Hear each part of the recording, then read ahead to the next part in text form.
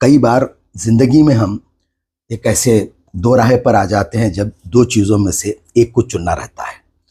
अगर एक गलत और एक सही है तो फिर भी बहुत आसान है, क्योंकि आप सही को चुन सकते हैं। लेकिन अगर दो भी गलत है, दो भी सही है, लेकिन उसमें से अगर एक चुनना है और there is no other option, तो चुनना ही पड़ता है।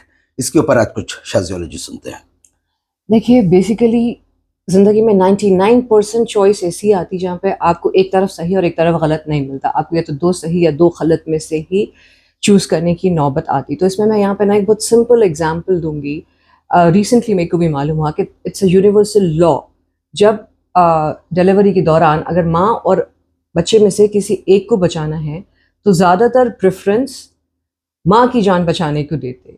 तो बेसिकली असेस करिए कि क्या चीज़ ज़्यादा टाइम से इस आप उसके साथ इन्वॉल्व है, वो कितनी, क्या चीज़ बड़ी है, क्या चीज़ छोटी है। देखिए, ऐसा नहीं है कि ना वो चॉइस करने के बाद भी तकलीफ नहीं होती, लेकिन this is known as ethical choices in life which we have to make every now and then, and those are the most painful choices which we have to make.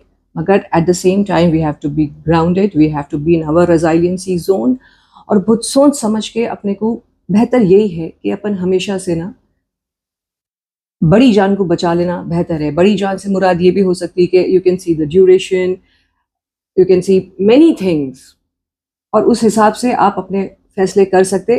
वक्ती तौर पे तकलीफ होती, लेकिन आगे जाके कम से कम आपको एक राहत की उम्मीद रहती है उसमें। गम तो हर जगह है, कौन सा गम चुनना है वो अब आपके हाथ में है। और हो सकता है कि आगे चल के वो गम खत्म हो जाए।